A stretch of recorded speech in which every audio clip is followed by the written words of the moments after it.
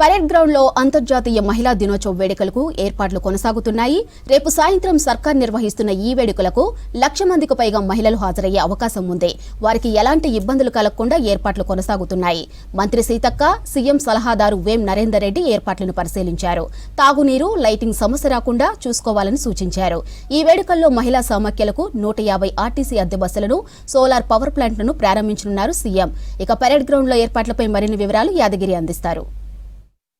రేపు ప్రభుత్వ ఆధ్వర్యంలో నిర్వహించే అంతర్జాతీయ మహిళా దినోత్సవ వేడుకలకు సంబంధించి పెరేడ్ గ్రౌండ్లో ఏర్పాట్లు కొనసాగుతూ ఉన్నాయి. కొద్దిసేపటి క్రితమే మంత్రి సీతక్క ఈ పెరేడ్ గ్రౌండ్లో జరుగుతున్నటువంటి ఏర్పాట్లను పరిశీలించారు. ఇక్కడ రేపు వచ్చే మహిళలకు ఎలాంటి ఇబ్బందులు రాకుండా, లైటింగ్ ప్రాబ్లం రాకుండా, ఇతర ఏ సమస్యలు లేకుండా, తర్వాత వాటర్ సమస్య కూడా ఇక్కడ రాకుండా అన్ని జాగ్రత్తలు తీసుకోవాలని చెప్పేసి అధికారులకు సూచించారు. సో ప్రస్తుతం మనం చూస్తున్నాం కదా, రేపు సాయంత్రం 1,00,000 మంది మహిళా మణుల ఆధ్వర్యంలో ఇక్కడ ఈ అంతర్జాతీయ మహిళా దినోత్సవ వేడుకలు ప్రభుత్వ ఆధ్వర్యంలో చేయబోతున్నారు. దానికి సంబంధించినటువంటి ఏర్పాట్లు కొనసాగుతున్నాయి.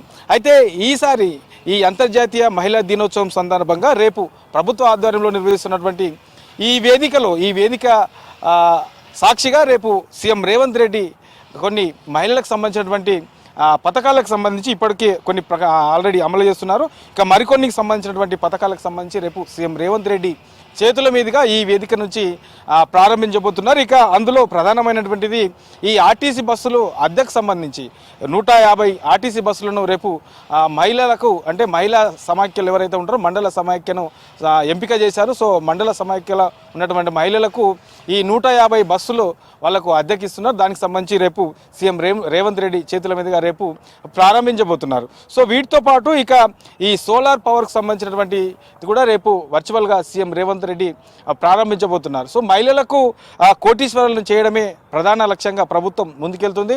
అందులో భాగంగానే ఇప్పటికే ఆల్రెడీ కొన్ని పథకాలు ప్రభుత్వం అమలు చేస్తుంది. ఇక మరికొన్ని పథకాలకు సంబంధించి కూడా అమలు చేసేందుకు ప్రభుత్వం శ్రీకారం చుట్టింది. ఇక 2025కు సంబంధించి ఈ మహిళా శక్తికి సంబంధించినటువంటి కొత్త పాలసీ ఏదైతే ఉందో ఆ పాలసీకి సంబంధించి దాన్ని కూడా నిన్నే ఆల్రెడీ క్యాబినెట్ సమావేశంలో ఆమోదం పొందారు.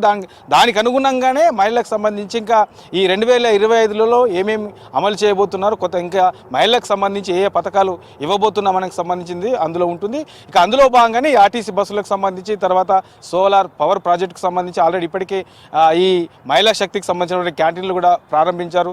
సో ఇట్లా మహిళలకు సంబంధించి మహిళా అభివృద్ధి ప్రధాన లక్ష్యంగా ముందుకెళ్తున్నటువంటి తెలంగాణ ప్రభుత్వం, కాంగ్రెస్ ప్రభుత్వం రేపు మరో 2 పథకాలను అఫీషియల్గా పెరేడ్ గ్రౌండ్ సాక్షిగా రేపు జరిగే సభలో ప్రారంభించబోతున్నారు. ఇక దీనికి సంబంధించినటువంటి ఏర్పాట్లకు సంబంధించి ఆల్రెడీ కొనసాగుతున్నాయి కాబట్టి ఎక్కడా కూడా ఎలాంటి ఇబ్బంది రాకుండా మహిళలకు ఇతర జిల్లాల నుంచి పెద్ద ఎత్తున మహిళా సమాఖ్యలు, మహిళా సంఘాల నేతలు వస్తారు కాబట్టి వాళ్ళందరికీ కూడా ఎక్కడ కూడా చిన్నపాటి సమస్య కూడా రాకుండా, ఎలాంటి ఇబ్బంది ఎదురు కాకుండా చూసుకోవాలని చెప్పేసి మంత్రి సీతక్క చెప్పారు. ఇక దీనికి సంబంధించి రేపు సాయంత్రం ఇక్కడ ఏదైతే ఈ పెరేడ్ గ్రౌండ్లో ఈ సభ జరుగుతుందో ఈ సభ వేదికగానే మహిళా సంఘాలకు, మహిళలకు సంబంధించి ప్రభుత్వం ఏం చేయబోతుంది, కాంగ్రెస్ ప్రభుత్వం ఎట్లా ముందుకెళ్తున్నది, కాంగ్రెస్లో తీసుకున్నటువంటి పథకాలు ఇప్పటివరకు మహిళలకు ఏ పథకాలు అమలు చేశారు, సో ఇంకా ఏమి అమలు చేయబోతున్నాం, ఇట్లా ఓవరాల్గా ఈ అంశాల మీద మహిళలకు రేపు సీఎం రేవంత్ రెడ్డి భరోసా ఇవ్వబోతున్నారు. కాబట్టి రేపు పెరేడ్ గ్రౌండ్ నుంచి ఈ మహిళలకు సంబంధించి ఈ ఏదైతే కోటీశ్వర్లు చేస్తామని చెప్పేసి కాంగ్రెస్ ప్రభుత్వం చెప్తూ వస్తుందో దానికి సంబంధించి ఏ పథకాలు అమలు చేయబోతున్నాము, ఎట్లా అమలు చేయబోతున్నాము, ఇట్లా మహిళలు అభివృద్ధి పథంలో ఎట్లా ముందుకు తీసుకెళ్లబోతున్నాము, కాంగ్రెస్ ప్రభుత్వం ఉన్నటువంటి లక్ష్యాలు ఏంటి, ఇట్లా ఓవరాల్గా వీటన్నిటికి ఉద్దేశించి రేపు సీఎం రేవంత్ రెడ్డి ఈ వేదిక సాక్షిగా మాట్లాడే అవకాశం ఉంటుంది.